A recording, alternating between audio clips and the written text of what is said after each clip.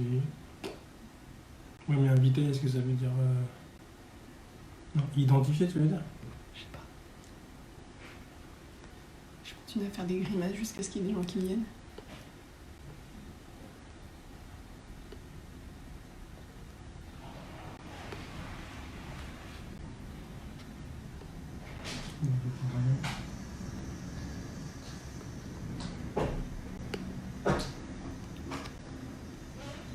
Merde, je sais pas comment on retourne en arrière. Ah, il y a une personne, youpi! C'est qui la personne? Je ne sais pas. Bonjour la personne. On sait pas qui c'est. Je suis en train d'inviter tout le monde sur le live. Hein. Et je ne vois plus l'écran, donc si vous êtes 15 000 ou 1, je ne le sais pas. Là, tu peux faire ça pendant un million d'années là. Oui. Je fais bouger l'écran. Du coup, ça veut dire que le texte, on l'a dans le cul. Ouais, il suffit de faire copier-coller. Oui, non, mais on va pas mettre 5 minutes pour faire un copier-coller. On va remettre le truc, enlever le truc. Vas-y, fais-le. Vous m'embrouillez pas, il y a des gens qui m'emmerdent. C'est de couper. Je fais des vidéos. Non, ça marche là. Il y a 10 personnes qui nous regardent. Salut. Ah, je suis désolée, on est en train de s'embrouiller parce que je fais que des conneries depuis tout à l'heure. Et j'ai coupé le live. Ah, mais il a repris le live, c'est le même. Bonjour! Moi, pas entendre vos douces voix, c'est pas grave. On était en train de s'embrouiller, c'est pas grave. Salut les gars! Si, par contre, c'est grave. Vous nous entendez là? Putain, ça marche pas. Vous nous entendez? Dites oui, mettez un smiley ou un caca smiley si vous nous entendez. Ah si, on nous entend. Vous n'êtes pas super réactifs les gars.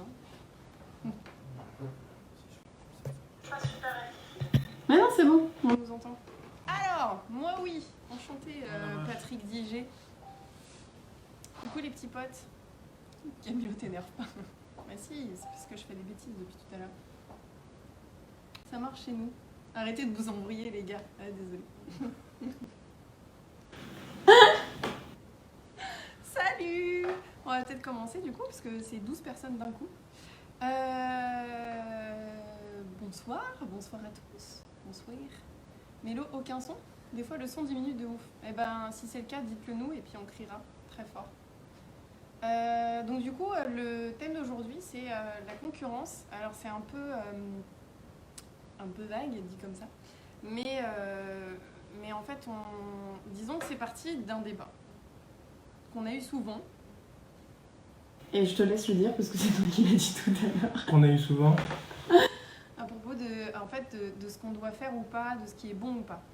Pourquoi? Parce que on a envie de faire plein de choses. On veut lancer nos cours, on a nos stages à gérer, on a des projets sur scène, enfin bref, on a plein de choses.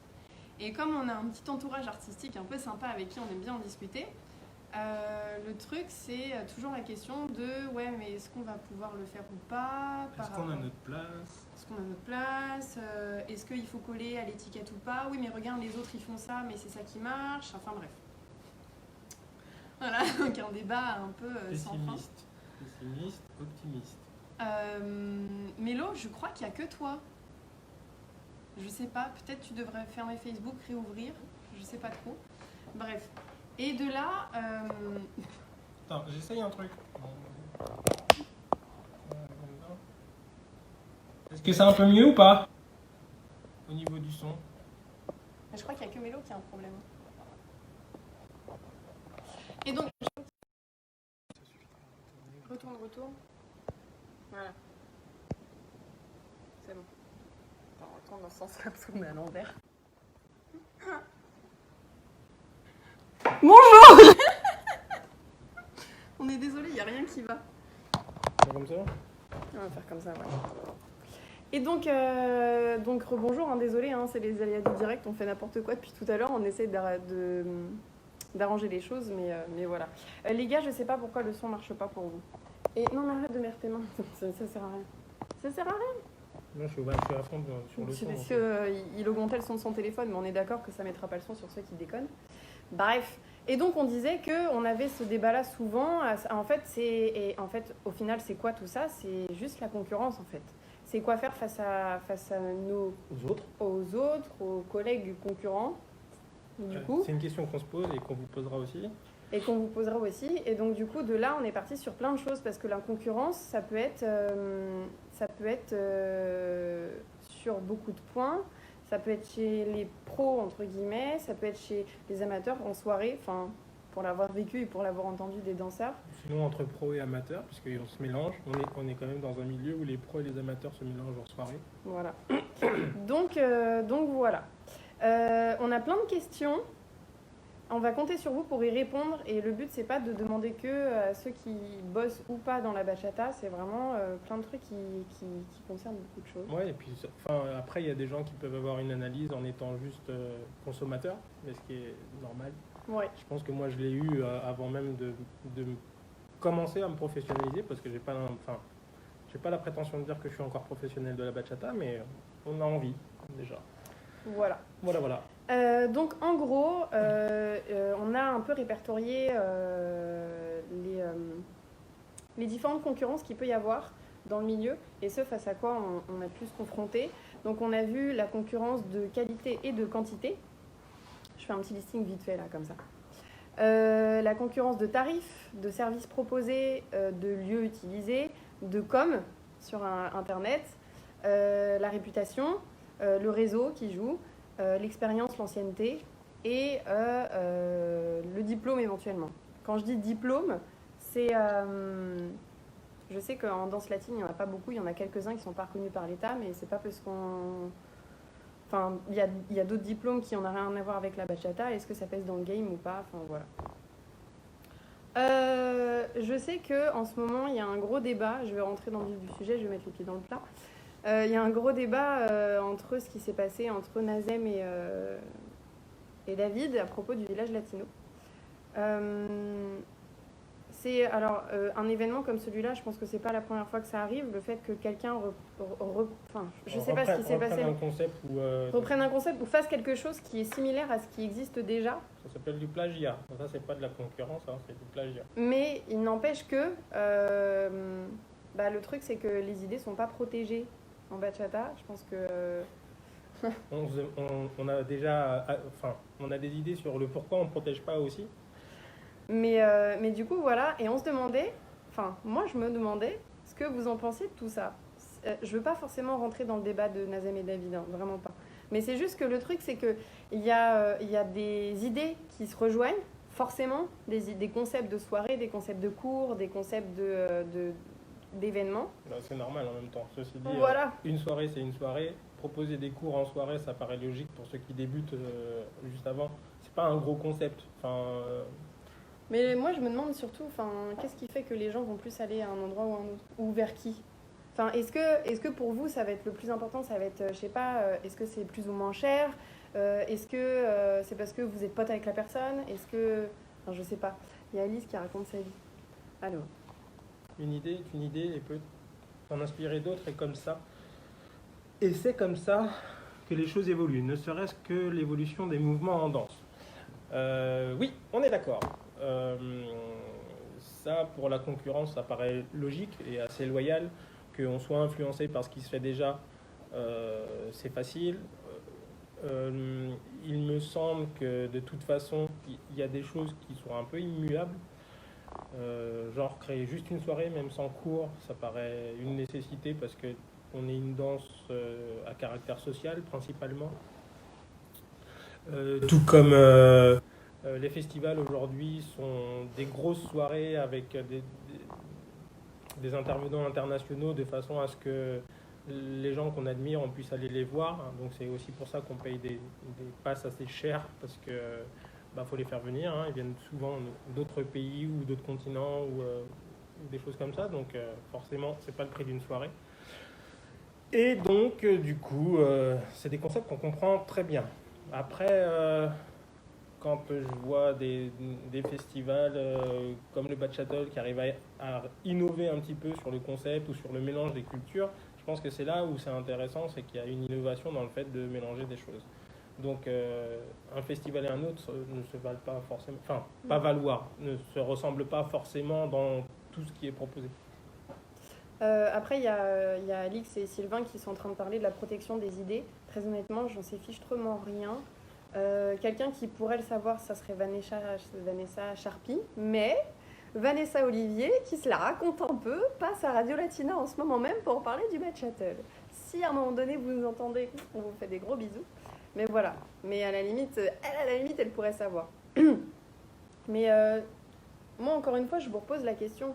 Tu parlais des festivals qui se valent pas, les soirées qui se valent pas, enfin, ça se vaut pas parce qu'il y a un truc qui est nul et l'autre pas, mais juste parce que les choses sont pas proposées de la même manière, ni au même tarif, ni la même quantité, ni les mêmes professeurs, etc. Et du coup, moi, c'est une vraie question que je me pose parce que on est en plein dedans. On a pas mal de projets et d'interprètes et de professeurs. Et moi, la question que je me pose, c'est maintenant, aujourd'hui, à l'heure actuelle, sachant qu'on sait que la communication sur les réseaux, c'est devenu un truc méga important. C'est presque fondamental aujourd'hui. C'est peut-être même le premier axe à travailler, malheureusement. Voilà. Et vous, sur tout ce qu'on vous propose, sur les qualités que j'ai dit, donc la qualité, la quantité, les tarifs, la visibilité, le réseau, le copinage, l'expérience, l'ancienneté dans le milieu, etc. Qu'est-ce qui fait que vous, sur toutes ces qualités-là, vous allez choisir un événement plutôt qu'un autre ou un professionnel plutôt qu'un autre? Mais c'est une vraie question. J'aimerais bien que vous y répondiez. Parce que moi, c'est une vraie question que je me pose.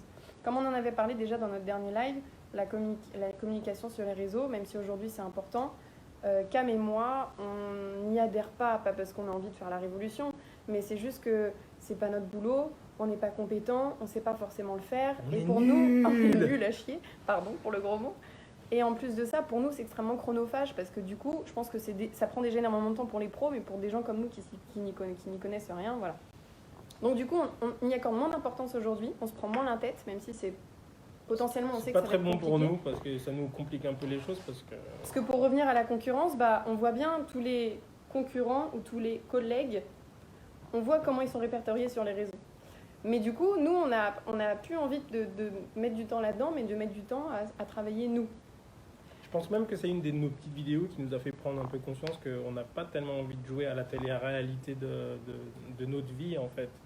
On a envie de proposer... Alors, c'est pas dit pour dire que ceux qui surfent sur cette vague-là, justement, de communication, c'est mal ou c'est pas bien. C'est vraiment pas ça. Non, c'est juste un choix. C'est juste nous, on n'y arrive pas. Définitivement. Non, puis je pense que... j'ai pas tendance à trop poster. Je regarde beaucoup, par contre. Je suis un gros consommateur d'images. Mais par contre, produire du contenu, j'ai la tête que j'ai mes problèmes d'estime de moi, et donc du coup, je trouve que j'ai pas tellement d'intérêt. Mais donc du coup, je le fais pas. Et en plus, j'aime pas trop. Voilà, je suis quelqu'un d'assez discret sur ma vie personnelle, en général. Donc, parler avec vous, c'est une chose parce que c'est en relation à ce que j'aime bien, ce qui me passionne, et à tout l'environnement que ça génère, mais sinon, en fait... voilà. Et donc, du coup, on est quand même face à cette concurrence permanente sur les réseaux de qui est visible, qui n'est pas visible, etc. Qui se montre mieux. Mais il y a des réponses qui ont été... Ouais. Alors...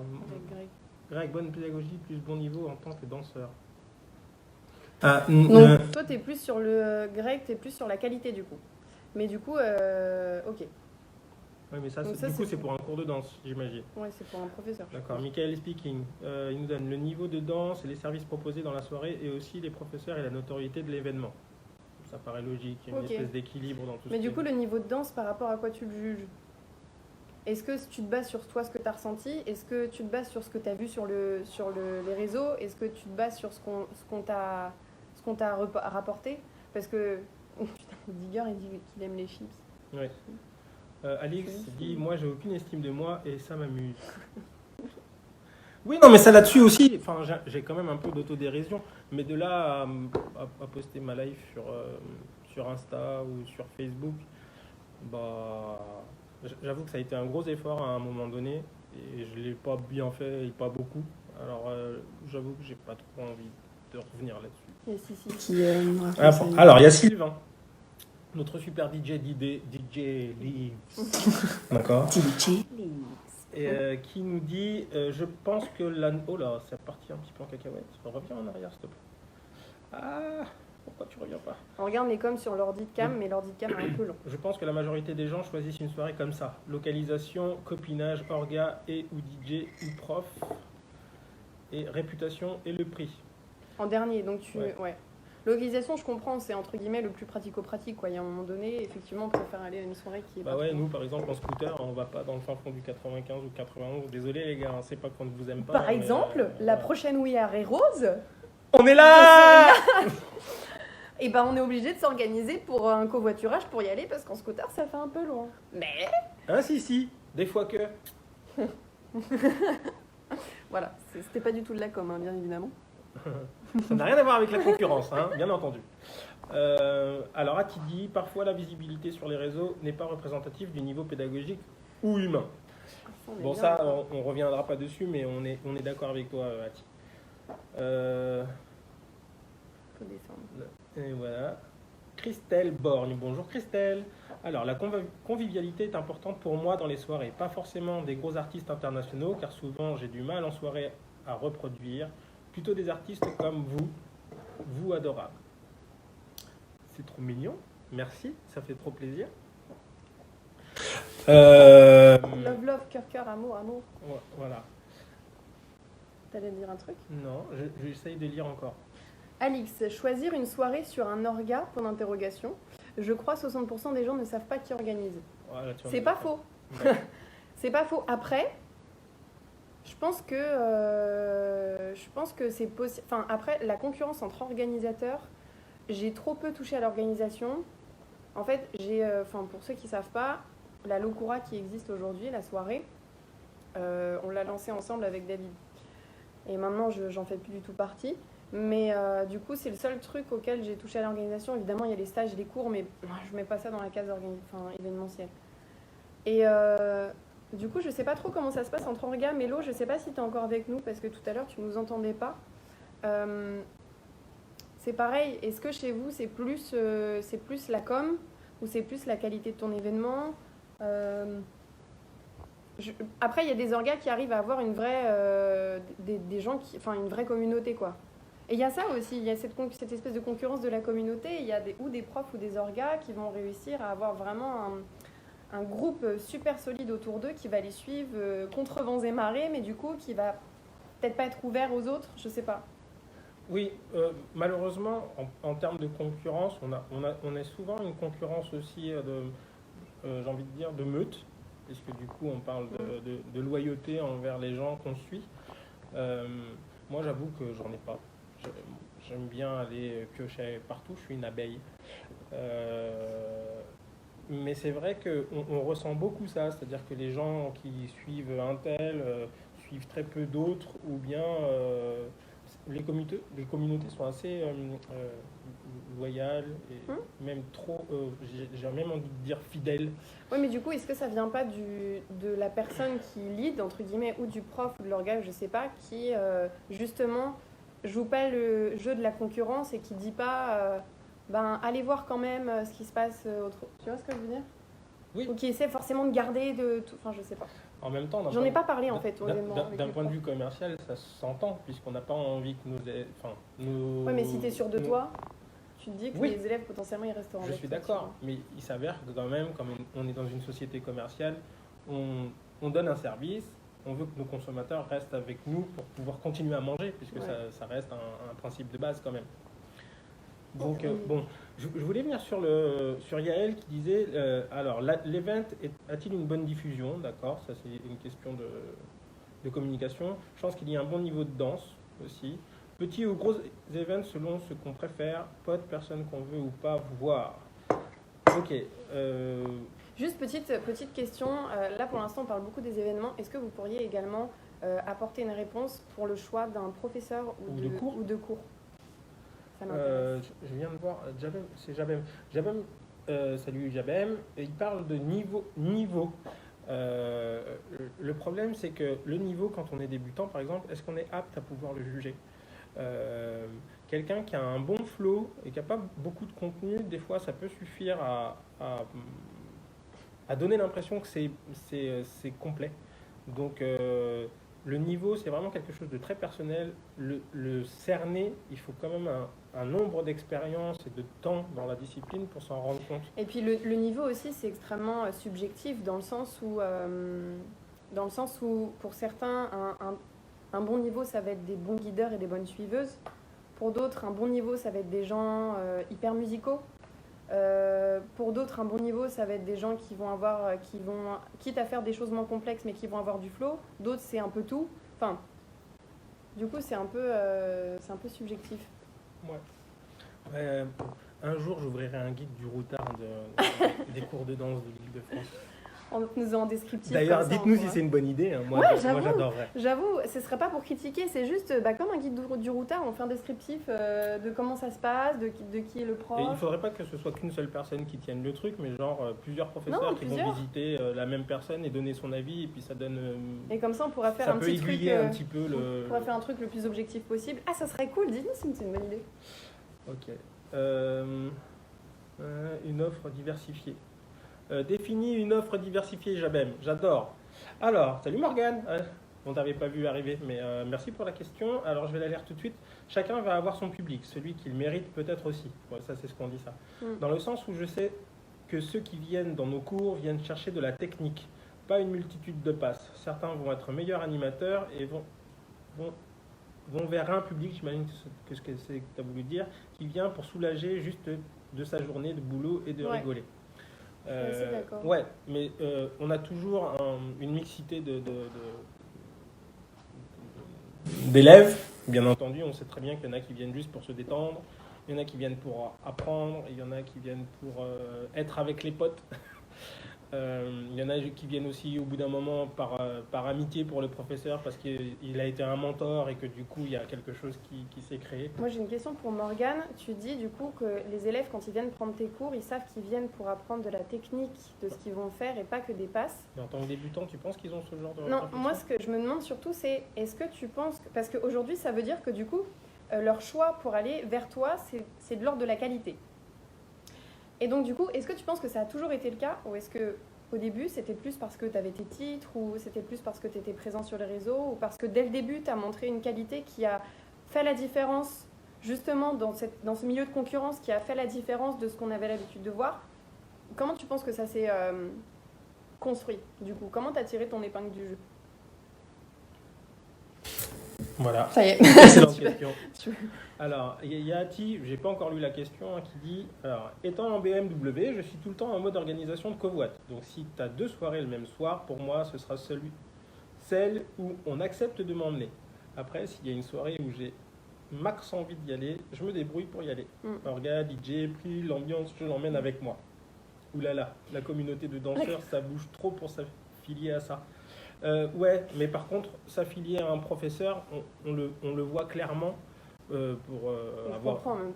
pour avoir été dans plusieurs soirées où il y a des professeurs attitrés et tout ça.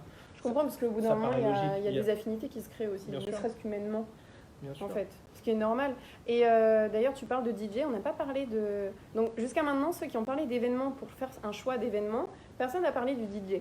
Est-ce que c'est important pour vous, du coup, le choix du DJ ou c'est un plus ou un moins, mais ça va pas être le critère... Non. Ouais. Il y a Arnaud qui raconte ça. Alors, Arnaud, salut Arnaud! Il est rare que je me prononce, mais là, je peux. Dans un premier temps, je dirais que le temps de trajet est vraiment à prendre en considération, surtout quand je prévois de rentrer à la fermeture. Il ne faut pas s'endormir au volant, normal. Sinon, je dirais principalement le lieu, l'ambiance, les lieux, le sens qui seront c'est super important. Et les gens qui y seront, je répète la même phrase, pardon. Ensuite, je dirais le DJ, qui est un des acteurs principaux. Elle est en train de mettre ta crotte de nez, là. Hein, parce que t'es DJ, petit malin. Hein, de la soirée, même si les professeurs interviendront aussi, vont amener du monde ou non. Mais voilà, le plus important est de pouvoir retrouver des copains, se sentir bien et surtout pouvoir partager.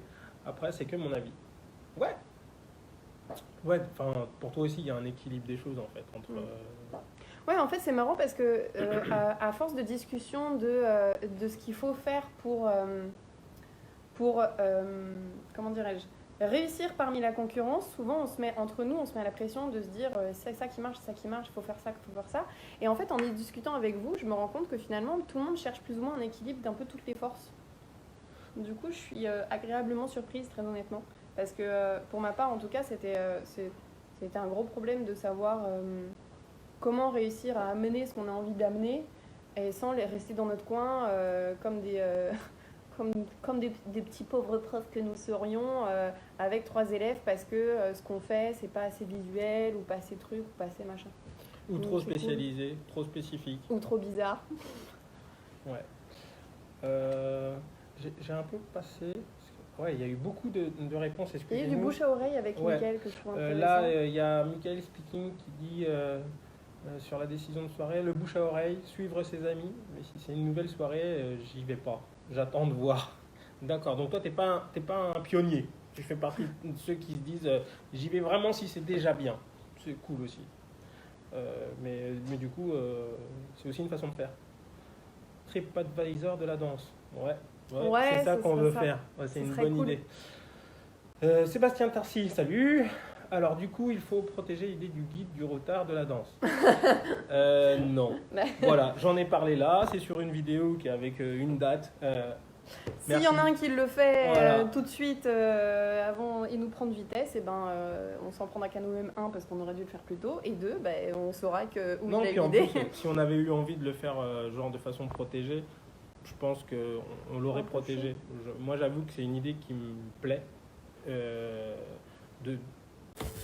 D'avoir plusieurs professeurs qui pourraient dire ce prof-là va plutôt travailler cet axe-là, cet axe-là, cet axe-là, et du coup, ce soit pas un truc qui dise ça c'est nul, ça c'est bien. Ouais, non. Le truc, c'est plutôt de se dire il a ces qualités-là. TripAdvisor, quoi.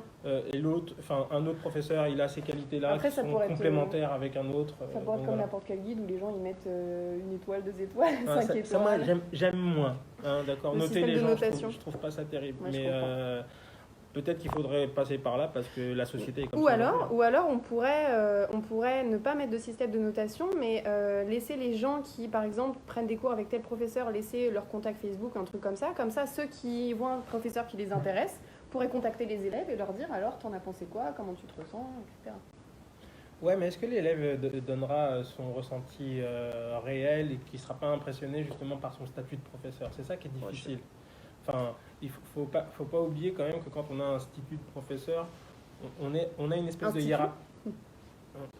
Un statut, pardon. On a un statut un petit peu hiérarchisé dans le sens où je sais, tu sais pas encore, en espérant qu'un jour tu saches plus que moi. Pour moi, être enseignant, c'est ça. J'espère qu'un jour mes élèves seront meilleurs que moi. Mais au début, c'est compliqué de dire à un professeur, je trouve que ça c'est bien, par contre là-dessus, tu chies dans la colle. Voilà. Mais voilà. Et même déjà entre amis, c'est déjà compliqué, on y va toujours avec des pincettes et tout ça. Donc, Et bref, donc ça c'est une autre idée. Ça. Voilà. Il y a Ati qui est... Ati, donc pour choisir les profs, le cours, je vais dans beaucoup de cours différents. Le choix, ça va être niveau humain. Si j'ai déjà croisé la personne, ce qu'on en dit, même si j'aime beaucoup me faire mon avis, et ce que je repère d'intéressant sur une vidéo démo. Ouais, on revient sur la vidéo démo pour les professeurs ou pas? Non, c'est un autre sujet. On en a déjà parlé, je pense que voilà. Mais voilà, c'est une autre façon de faire qui se... Après, en soi, quand tu sais lire un peu un corps ou une danse, tu peux te douter que... ouais, mais ça ne te donne pas des billes sur sa pédagogie. Ah oui, non, clairement pas. Voilà, tu te diras c'est un bon prof, c'est un bon danseur ou un bon chorégraphe, mais dire que c'est un bon pédagogue. Tu peux juste te dire, lui potentiellement il pourra m'apprendre des trucs et lui peut-être moins. Ouais. Mais potentiellement, je dis bien potentiellement. C'est potentiel, ouais, c'est pas une certitude. Il y a Morgane normalement qui a dit comment il en était arrivé là, je crois. J'ai vu son message passer tout à l'heure. Ah oui, non, on en a parlé. Là, il y a Morgane qui parle de qualité technique. Non, il y a aussi des profs et le niveau des cours. Ouais. Ah oui, du coup. Christelle qui nous dit non, pour moi le DJ c'est pas un critère de choix pour moi. Il y a Mickaël qui dit si le DJ fait toute la différence de la soirée, comme quoi. Vayan qui dit parce que les transitions toutes pourries quand tu commences à kiffer avec la personne avec qui tu danses, ça casse l'ambiance. Bon ça c'est un autre sujet. Donc, concurrence entre les DJ, on a des gens qui aiment bien les mix et d'autres qui aiment moins, qui aiment bien entendre les fins de trucs. Mais du coup c'est de l'ordre de la qualité au final. Donc Morgane qui dit, alors j'ai commencé en cours de soirée, entre parenthèses animateur, En 2015, j'ai commencé les cours techniques au Lac Studio. Donc c'était uniquement axé sur la technique, 0 passe. J'avais un public, mais peu, mais un public. L'horaire a aussi beaucoup joué car c'était à 19h. Par la suite, en école, les gens me connaissaient déjà. Donc quand ils viennent, ils savent qu'il va y avoir du footwork, dur, très dur. Donc ils vont être là pour améliorer leur technique. Ok, donc ouais, donc tu as surtout joué sur la qualité toi du coup. Ce qui est cool, moi ça me rassure. Très honnêtement, ça me rassure. Vayan qui dit si le DJ est nul pour moi, la soirée sert à rien, on est quand même là pour danser et on danse sur la musique. Moi, à chaque fois on entend parler de techniques, dont je reviens un petit peu sur le commentaire de Morgane, on parlera rarement de la relation de la proprioception dans le guidage. Donc on parle de guidage, on parle d'orientation souvent, on parle de direction, mais parfois assez peu souvent du chemin entre la main, l'épaule et l'orientation. Est-ce que tu l'abordes ça? J'aimerais bien savoir parce que j'ai jamais pris un cours avec toi. Du coup, ça s'éloigne un peu du sujet. Mais si tu veux, si tu préfères nous répondre en MP, peut-être. Ouais, mais en tout cas, voilà. Parce que ça, c'est une discussion qui nous concerne nous. Un peu en technique, voilà. Mais pour revenir, pour parler de ça, on en parlera un peu plus tard à la fin en fin de vidéo parce qu'on a des trucs à vous dire. Voilà. Ouais. Quoi d'autre? Pour continuer un peu sur Morgane, et je vais sur son... Alors j'ai un peu sauté des gens. Des fois les gens disent DJ, mais au final, deux DJ passent des fois dans la même chose. Les gens pourtant critiquent autre chose, souvent par... D'accord, donc... Ouais, donc ça reste sur la qualité du DJ. Ouais. Le concept de l'organisateur. Ah, bah je crois que tu dois être un des seuls. Ethan, Jackie Hunt. Ouais. C'est cool. Salut Ethan, ça fait longtemps. Voilà. Morgane a encore fait un grand commentaire. Quand les danseurs débarquent dans nos cours, même si tu as 4 ans de bachata et que tu es très bon en sensuel moderne, mais que tu ne danses pas la dom tradie, tu repasses direct en débutant. On a exigence que l'on veut, gage de qualité, et pas que l'élève s'auto-évalue sur son niveau ou sur les cours de soirée qu'il va prendre. Après ça serait bien de ne pas le développer maintenant parce que pour le coup, je suis pas tout à fait d'accord avec toi. Mais je t'expliquerai pourquoi, mais on en parlera. Moi j'avoue que sur l'auto-évaluation, je suis un peu d'accord. Mais Oui, non, moi je parlais du fait de repasser tout de suite forcément les gens en débutant parce que ils peuvent avoir des compétences, même pas forcément. Enfin bref. Mais on en parlera en privé. C'est pas parce qu'on a envie de vous cacher des choses, les amis, c'est juste que ça s'éloigne du sujet et comme d'hab, on essaie toujours de recentrer les cours. Ouais, Morgane, arrête de parler de tes cours et de faire ta com, là. En même temps, on te pose des questions depuis tout à l'heure, alors tu réponds, hein, j'ai envie de te dire. Ici, proprioception, je sais pas combien de fois je l'utilise dans mes cours, ce mot. Bah oui, mais bon, la danse, c'est avant tout une affaire de ressenti, donc c'est important. Pour repartir sur la concurrence, j'aimerais avoir encore un peu plus d'avis, si vous voulez bien, sur le choix du professeur et des cours, vraiment, parce que... c'est quelque chose qui m'intéresse. Je répète, j'avais essayé de lister, peut-être que vous voyez d'autres critères, lister les critères de concurrence où j'avais vu la qualité, la quantité, les tarifs, le service proposé, le lieu utilisé, la com sur les réseaux, enfin la com tout court, la réputation, le réseau de la personne, si elle va réussir ou pas, elle va être bookée ou pas parce qu'elle est copine avec machin. La visibilité sur le réseau. Je l'ai dit déjà. Ouais, je voulais préciser un peu la com parce que la com c'est un peu large. L'expérience, l'ancienneté dans le milieu ou le diplôme, je précise, pas forcément un diplôme en bachata, en salsa ou en danse latine, même s'il en existe, mais un diplôme qui va être un diplôme d'État ou un diplôme d'autre chose. J'allais dire un truc, mais j'ai oublié. Andrea, peut-être le lieu pour certains, peut-être un choix sur les jours où il y a de la concurrence. Alors ça, c'est sûr que de toute façon, logistiquement parlant, il va y avoir des choix qui vont se faire d'eux-mêmes. Hein. Si on propose un cours de ouf, aux yeux de quelqu'un, mais que la personne ne peut pas venir parce qu'elle bosse à ce moment-là. Oui, forcément. La chronologie fait partie des... Moi, il y a un truc, je pensais à un autre truc aussi, c'est que la concurrence, pas forcément entre les pros, mais entre danseurs en soirée. Parce que je pense qu'il y a de plus en plus la course à la notoriété, très honnêtement, et je pense que c'est pour ça qu'il y en a beaucoup qui veulent se professionnaliser. Ah oui. J'en ai pas parlé avec tout le monde, mais malheureusement, je pense que c'est une des raisons qui apparaissent de plus en plus ces derniers temps. Et j'avais listé des trucs entre danseurs sociaux, et je me demande si vous êtes un peu d'accord avec moi. J'ai l'impression qu'il y a une espèce de concurrence des apparences. Pourquoi des apparences? Parce que j'ai une ancienne élève, que je ne citerai pas, mais peut-être qu'elle va se reconnaître, qui m'a dit un jour, je suis allée au Moving, j'étais habillée en jean basket, t-shirt, la base, enfin normal. Et il y a un danseur, connu, qui m'a dit, mais tu sais, si tu continues à t'habiller comme ça, tu te feras pas inviter. Voilà. Donc on en pense quoi de ça ? Je pense que instinctivement et naturellement, effectivement, peut-être qu'en majorité, on va peut-être plus tendre vers quelqu'un qui paraît apprêté, etc., que quelqu'un qui paraît juste normal. Moi, j'avoue que je suis plus trop dans ce truc-là, mais c'est pas forcément le cas de tout le monde. Et je pourrais comprendre, mais moi, je veux juste savoir pourquoi. Donc j'avais vu les apparences, la réputation. C'est un connard, c'est pas un connard, c'est une meuf. Le niveau. Le statut social dans la bachata, est-ce qu'on est complètement inconnu au bataillon ? Est-ce qu'on est un peu connu chez les danseurs sociaux ? Est-ce que... Ça lui crève la dalle. En même temps, il y en a un paquet, j'ai presque envie de dire que 70%, ou peut-être même un peu plus, on a commencé la danse en couple, ou parce qu'on s'est fait jarter, ou parce qu'on est un peu puceau et du coup on s'est dit « Hey, il y a des filles !» Il y a pas toujours. forcément plutôt, mais juste pas non, mais je forcément, rigole un pas petit peu, forcément à l'aise avec, j'extrapole. pas Mais en forcément à tout l'aise cas, avec le contact de l'autre. Mais que voilà, c'est un peu une façon d'aborder quelqu'un sans avoir besoin de lui faire la cour verbalement. Des fois, il y a des gens, ils sont nuls avec la bouche, mais par contre, une fois qu'ils dansent, ça vient tout seul. C'est tendancieux ce que tu dis. Avec la parole quand on dit la bouche. Donc, et voilà, pour en revenir, donc je disais danseur inconnu, quoi. danseur connu, est-ce qu'on est prof, est-ce qu'on est DJ, prof orga, ou l'expérience, l'ancienneté. Une fille de bodysuit. Elle a raison, ton élève, il y a plein de danseurs qui préfèrent les filles qui vont être plus habillées que celles qui sont... En mettant la suite. Simplement, qui sont habillées simplement. Alors justement, elles sont un peu déshabillées. Hein, oui, du coup. Non, parce que la mode... Un peu plus sexy, quoi. La mode, c'est de se déshabiller. Ah, ça, c'est un autre sujet. Ça n'engage que moi. C'est pas pour faire la pub au Nutella, mais c'est ça que je suis en train de manger. Je le mange avec cuillère.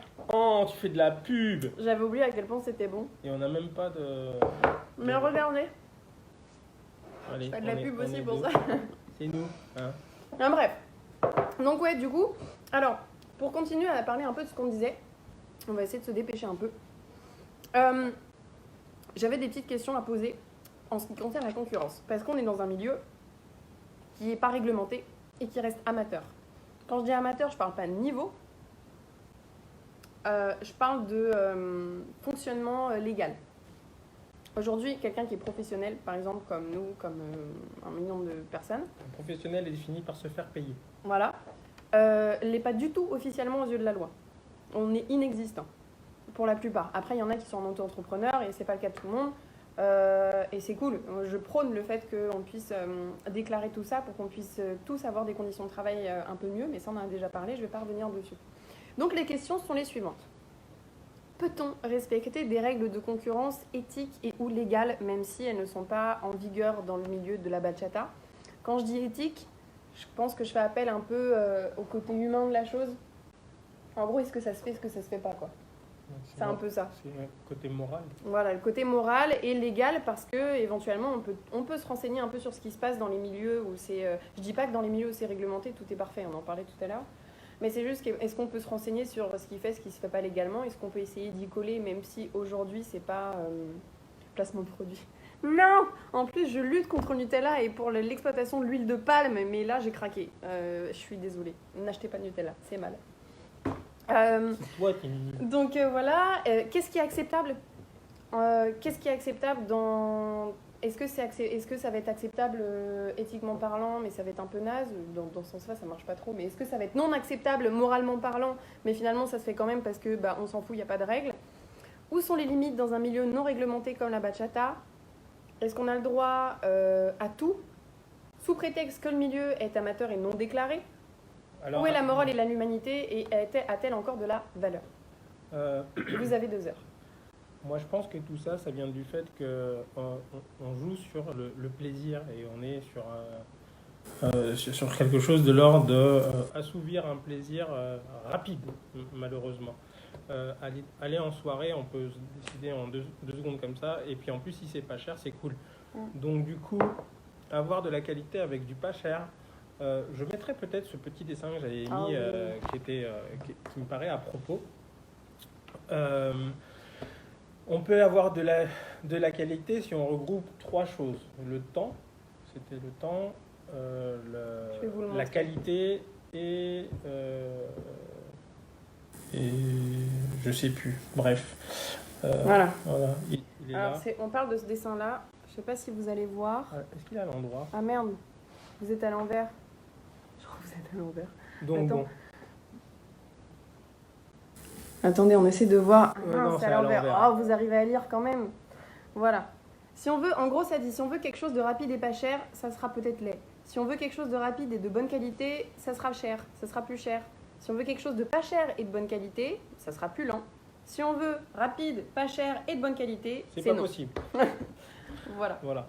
Donc ce rapport-là, et malheureusement, je pense qu'aujourd'hui, au vu de comment ça se passe, si on voudrait professionnaliser réellement le milieu et avoir une concurrence qui soit vraiment légale, juste, il faudrait que les utilisateurs, malheureusement, payent un peu plus cher. Oui. Parce que les charges patronales, si on veut les payer à 10 € la soirée, si on a une grosse location de salle, si on a un DJ, si on a 2 professeurs, enfin, Oui, parce que les orgas, c'est, on va dire, bêtement et simplement, on va dire, c'est eux nos employeurs. On s'éloigne un peu du sujet, mais c'est pas grave. Ils ont des frais. S'ils veulent payer correctement leurs intervenants, leurs artistes et leurs locaux, on peut pas leur demander de faire ça si on n'augmente pas un peu le prix des soirées. Et encore une fois, comme je l'avais déjà dit dans un autre live, moi je dis ça en connaissance de cause parce que je paye mes soirées. Un jour, il y en a un qui m'a dit « Oui, mais bon, toi en même temps, t'es prof, tu payes pas. » Non, non, je paye mes soirées. Ça m'arrive de temps en temps, si d'être je paye invité. pas. Si je suis invitée, mais c'est rare. Ou alors, je participe à la soirée activement en étant taxi. Et là, effectivement, j'ai pas payé l'entrée, mais c'est un autre truc. Et donc, du coup, mais encore une fois, on rejoint... Personne n'a parlé des taxis, justement, pour les Oui, soirées. c'est vrai, est-ce que les taxis, c'est encore quelque chose d'important pour vous? Est-ce que entre 2 soirées équivalentes, il y en a une qui aura des taxis, l'autre non? Est-ce que pour vous, du coup, ça va peser dans la balance? Mais donc, du coup, je répète encore, est-ce que dans ces règles de la concurrence, est-ce qu'on peut tout se permettre sous prétexte que c'est réglementé, enfin que c'est pas réglementé? Est-ce qu'on n'essaierait pas un peu de respecter quelques valeurs humaines et morales entre nous? Enfin, jusqu'à quel point on peut se permettre les choses? Voilà, j'ai posé toutes ces questions. Je sais pas trop ce que vous en pensez. Mais voilà, il y a Roméo Bachata qui nous regarde. Salut Roméo Rosta. Bachata. Enfin voilà, je sais pas comment vous le vivez, ceux qui... Il y a Simba, mais t'es pas aux États-Unis toi normalement? Pourquoi tu nous regardes? Va t'amuser. Je sais pas comment vous le vivez en tant que consommateur et professionnel. Les règles de la concurrence immorale et non humaine dans le monde entier et pas que dans la bachata, moi j'ai un peu de mal. Mais voilà, il y en a qui me disent ouais mais en même temps c'est pas interdit, oui mais en même temps regarde pour le business, etc. Ouais, mais du coup la limite entre le business, ce qui est bon pour le business et ce qui est bon pour l'humanité. Enfin voilà. Est-ce qu'on peut juste maintenir votre attention quelques minutes parce que on voulait vous annoncer, enfin vous parler de 2 choses. Déjà, de nos futurs projets qui arrivent, et de 2, on voudrait, je vais le dire maintenant d'ailleurs, on voudrait dire un petit mot pour Jérémy et Isena. Ils ne regardent pas aujourd'hui, mais peut-être ils le verront. C'est les premiers Français à avoir le titre de champion du monde au Bachata Stars, sachant qu'au Stars, on a été assez mauvais pendant très très longtemps. Et j'en fais partie, hein. Donc voilà, on aimerait les féliciter encore officiellement en plus. Et dire que c'est une vraie petite fierté pour nous. Et... Ah, il y a Nana qui nous regarde au moment où je parle de toi. Coucou Nana. J'étais en train de faire ma faillotte auprès de vous parce que j'étais en train de dire encore une fois qu'on aimerait vous féliciter et puis parce que vous êtes les premiers Français à avoir réussi à atteindre ce que vous avez atteint au championnat du monde du Stars et que c'est une vraie fierté pour nous et je pense pour la communauté bachata en général Et voilà, moi je suis super contente et merci d'avoir ouvert les portes aux Français et d'avoir montré au monde qu'on peut faire des choses bien nous aussi. Voilà, on fait des gros bisous. Et au-delà de ça, on aimerait donc du coup vous parler de l'actualité qui est en ce moment. Je pense que tout le monde a vu que le Bachattle avait lieu le 8 février. Pour le dire vite fait, on a un cours là-bas qui s'appelle Bachata Lab. On va intervenir. Bachata Lab, je pense que le Lab Expérience de toute façon va revenir assez souvent dans nos trucs. Donc parce qu'on a une philosophie sur le cours de danse qui s'ajoute un petit peu à ce qui se fait déjà dans le milieu. Voilà, donc sachant que tous nos enseignements vont être plus ou moins dans la même lignée de... La compréhension du corps, du mouvement, enfin, de la danse en général et pas juste de la bachata, même si la bachata reste le prétexte principal et puis la technique principale à aborder, mais de comprendre que pourquoi la posture, pourquoi les bras comme ça, ou bien qu'est-ce qu'on peut faire, qu'est-ce qu'on peut inventer à l'intérieur du cadre bachata. C'est ce qui nous tient à cœur et qu'on a envie de développer. Voilà. Donc voilà, je suis en train de lire la bio qu'on avait écrite pour plusieurs trucs et on parlait d'analyse du corps, d'orientation spatio-corporelle, de pas se limiter, comme disait Morgane tout à l'heure, de pas se limiter aux pas et aux steps, mais de vraiment les comprendre et les sentir pour en faire quelque chose de personnel et d'un peu plus symbolique, quoi. Donc voilà, on a notre cours Bachata Lab à 15h le 8 février au Bachattle, sachant qu'il y aura 1 million de trucs trop bien à faire, donc on ne va pas vous dire forcément de venir à notre cours, parce qu'à côté, il y a des trucs de ouf aussi. Mais viens quand même. On a un code promo Raf Camilo. Je mets tous les liens. Non, Raf Camilo. Raf Camilo. Tu veux parier? Raf Camilo. Combien? Un McDo. 1 000 euros. Non. Rafcam, 1 000 euros. Non, un McDo. Donc j'ai mis tous les liens en description. Ensuite, le samedi, coucou Maria, gros bisous, coucou Lamia. Le samedi 22 février, je fais un stage de, je vais pas dire lady styling, mais je vais volontairement l'appeler de danse solo. Effectivement, ça sera sur une lignée plus féminine, mais je précise danse solo, style bachata. Pourquoi style? Parce que la bachata, c'est un style de danse, comme la salsa, c'est un style de danse. Bon, voilà, c'est comme ça que je l'ai appris du monsieur ici et je suis assez d'accord avec l'idée. Donc voilà, ce stage-là, ça sera de la danse solo. Toujours dans la même lignée de ce qu'on vous a énoncé juste avant, de la compréhension du corps et de... Voilà, ce sera pas... On fera une petite choré à la fin, mais la petite choré ne sera pas le leitmotiv du cours. Ça sera vraiment justement pour un peu plus s'amuser dans le sens sentir et vraiment rendre la chose effective dans ce qu'on aura vu dans le reste du cours. Le week-end du 21 et 22 mars, on aura ou le 22 ou le 21, ou samedi ou dimanche, on a un petit souci de salle, on va vous dire ça très vite. Notre stage Bachata Lab Experience, 2e édition. Code promo Raf Camilo, il a dit Souria. Oh, bah, je te donne 1 000 euros. Il me doit 1 000 euros, c'est acté, c'est sur la vidéo. Non, t'as dit un McDo, toi. Donc le week-end du 21-22 mars, notre stage Bachata Lab Experience, toujours sur la même lignée. Voilà, si vous voulez en savoir un peu plus sur nous et pourquoi on raconte notre vie comme ça sans arrêt. Souria, t'es un traître. Sur notre page, allez faire un tour sur notre page Raphaël et Camilo Dance dans la rubrique à propos. Il y a notre bio, à lui, à moi, et il y a un peu notre histoire et comment est-ce qu'on a envie de mettre en place. Voilà. Si vous êtes un peu curieux et que vous avez envie de voir ce qu'on peut proposer et quel est notre parcours et pourquoi on se permet de autant raconter nos vies. Et pourquoi analyser autant la technique en général et des choses comme ça. Donc voilà. Que dire de plus? Tous les liens sont en description. On a des codes promo pour le Bachattle et pour le stage de solo, le Lady Lab Experience. Là, pendant une semaine, il y aura un code promo à partir de demain qui donnera 25% de réduction. Que dire de plus? Voilà. Continuez à aller à plein de cours de bachata. Moi, je vous conseille d'aller voir plein de profs. Et je suis très contente de voir que finalement, ce sont un ensemble de choses qui vous font prendre le choix d'aller vers quelqu'un et pas juste des choses de l'ordre de juste parce que il ou elle est jolie en photo. Je suis très contente de ça, très honnêtement. Je veux répondre à Sébastien parce qu'il met le doigt sur un point sur lequel je ne suis pas vraiment d'accord. En fait, tu as donné Alors, je lis ce qu'il a dit. En fait, tu as donné la réponse dans ta question. L'inexistence du cadre relatif à ce milieu empêche le respect des règles morales et éthiques. Dans le monde des bisounours, oui, mais dans un milieu qui n'est pas régi par des règles juridiques, chacun va faire ce qu'il veut sans se préoccuper des autres. C'est un peu pessimiste dit comme ça, mais qu'on se le dise, c'est une réalité. Dans ce milieu, il y a des gens respectueux et intègres, et il y a les autres.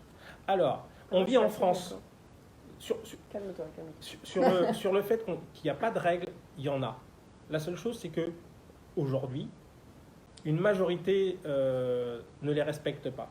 Les règles du travail, elles sont établies en France et on doit normalement les respecter. Si on parle d'un terme juridique, on doit les respecter.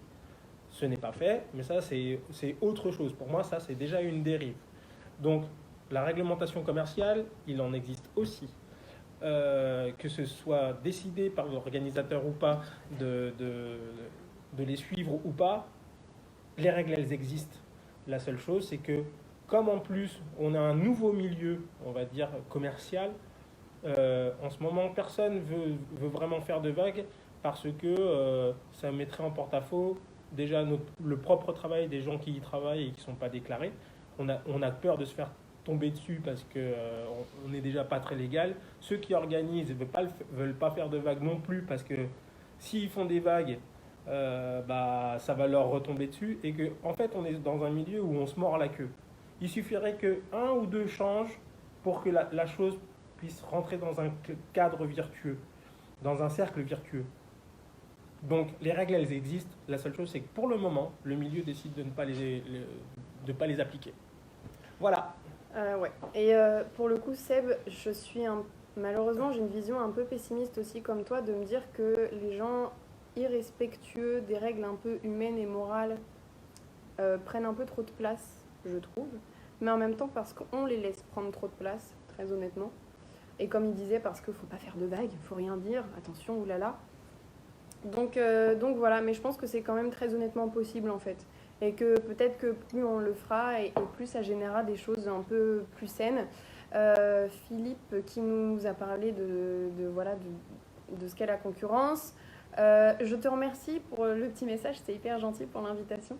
Il nous disait de ne pas donner de cachet aux récits irrespectueux. C'est ce que je disais, c'est que si on leur donne peut-être moins d'importance, peut-être que ça aura moins de poids.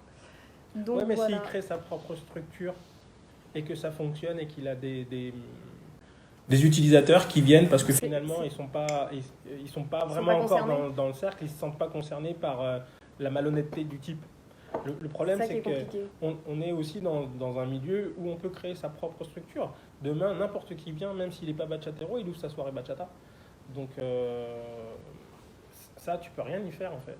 Souria qui dit « Je suis d'accord avec Seb, mais j'ajoute une variante. Il n'y a pas de sanction en tant ou tant qu'il n'y en a pas encore, ou de personnes punies. Ça restera le Far West, ça continuera à copier, à voler, etc. » Alors, je suis assez d'accord. C'est pour ça que je pense qu'on peut... Le problème, c'est qu'on ne veut pas dénoncer. C'est ça le souci, c'est ce que je disais tout à l'heure, c'est qu'on les laisse faire en même temps. Il y a un moment donné, je comprends bien que les consommateurs ne vont pas se sentir concernés par les problèmes de la strate professionnelle parce que ça les impacte pas. Mais nous, entre professionnels, déjà, c'est compliqué entre nous de s'entendre et de réussir à fonctionner les uns à côté des autres et pas les uns contre les autres. Et là, déjà, je trouve qu'il y a une concurrence déloyale qui se fait un peu. Et je suis contente du fait que ça fait déjà quelques mois qu'on arrive à avoir des discussions assez sincères avec de plus en plus d'acteurs du milieu, que ce soit des organisateurs ou des professeurs. Et on se rend compte que finalement, chacun dans notre coin, on se sent un peu lésé par la situation. On n'en parle pas entre nous, donc on se dit, lui, ça doit être un pourri, lui aussi, elle aussi, etc. Alors qu'on se rend compte que finalement... Pardon, c'est un commentaire. C'est digueur, c'est chiant. Alors qu'on se rend compte que finalement, si on en discutait un peu plus, on pourrait très bien fonctionner les uns avec les autres et les uns en tout cas à côté des autres de manière sereine et apaisée. Et parce qu'on se rend compte qu'en fait, on a tous quelque chose à apporter. En fait. Oui, parce qu'au final, si on va dans le bon sens de la concurrence, c'est une stimulation d'être à côté des autres, ne serait-ce que par effet de comparaison. Le contraste fait que on s'élève ensemble. Un milieu, il est fait de plusieurs acteurs et que si ces acteurs prennent le bon exemple, c'est-à-dire que lui, il fait déjà ça, c'est vachement bien. Est-ce que moi, je ne peux pas créer autre chose? Le but étant de faire en sorte que le milieu soit effervescent, créatif, comme n'importe quel art en fait. Et on est tous envie d'être acteurs de quelque chose qui nous passionne en plus, puisqu'on a tous la même passion. Euh, le but, c'est ça. C'est pas de se tirer dans les pattes, c'est de faire en sorte que la bachata française, aujourd'hui, on peut parler de bachata française, on ait aussi notre sensibilité, notre façon de faire et qu'elle puisse émerger. Donc, et on a clairement des acteurs qui ont un gros potentiel aujourd'hui. Pour le moment, on fonctionne trop par rapport à la référence espagnole. Moi, je trouve ça dommageable. Ouais, il y a la concurrence des pays aussi. C'est vrai qu'on se base tous sur la concurrence espagnole, alors que si on regarde 2-3 choses, les Français, on pourrait carrément tirer notre épingle du jeu si on bossait un peu plus, mais ça, c'est un autre sujet. Ouais, voilà. Mais il y a ce truc-là aussi de la concurrence entre pays, c'est qu'on se dit, bon, bah, c'est les Espagnols qui fonctionnent, on sait comme ça que ça marche. Bah non, encore une fois, on regarde Jérémy Zena, on regarde Morgan quand il a fait le Hart avec Manola, par exemple. Enfin, non, en fait, il y a des Français qui sont là et qui bossent, et il y a des Français qui tournent et qui sont appréciés par les artistes étrangers, même s'ils ne sont pas forcément bookés. Ou qui n'ont pas forcément beaucoup de titres.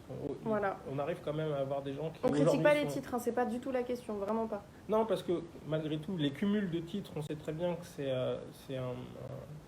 un entonnoir dans lequel on rentre et ça nous donne une valeur marchande. Moi, je trouve que c'est une valeur en tant qu'interprète et chorégraphe. Après, en tant qu'enseignant, c'est discutable. Sauf si on enseigne, on briefe sur l'interprétation. Ouais. Sur, Enfin, on reviendra là-dessus si vous voulez, mais en attendant, le but est... Enfin, on se rend compte qu'en France, on a clairement une touche un peu différente et qu'il faut la stimuler. Il y a vraiment quelque chose qui est en train d'émerger en ce moment et au lieu de... Enfin, on commence à avoir un petit peu ce genre de choses autour de nous.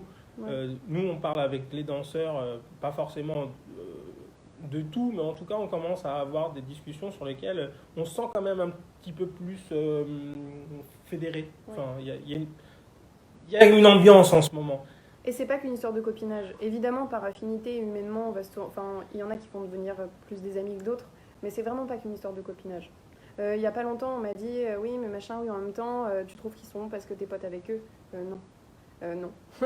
Voilà, le copinage, faut mettre ça de côté. Vraiment, très honnêtement, c'est un truc... Sinon, il faut juste le séparer. Enfin, faut être adulte aussi avec son travail, parce que c'est un travail. Bien entendu que si je sors avec Raph, mais je lui trouve des qualités professionnelles, tout comme je lui trouve des failles aussi et des défauts. Et je pense que c'est la même chose pour moi. Non. On a la même chose avec Digger et Marie, on en a déjà parlé. Avec Dada, on s'est déjà donné des conseils l'un et l'autre parce qu'on est capable de discerner les choses qui ne nous vont pas, mais pour que ça aille mieux. Mais on a discuté tout autant avec Jérémy Zena, avec Mélo aussi, on a beaucoup parlé. Ouais. Enfin, voilà, c'est pas qu'une sorte de copinage. Et encore une fois, on ne vit pas dans le monde des bisounours. De toute façon, tu fais bouger la table, bébé.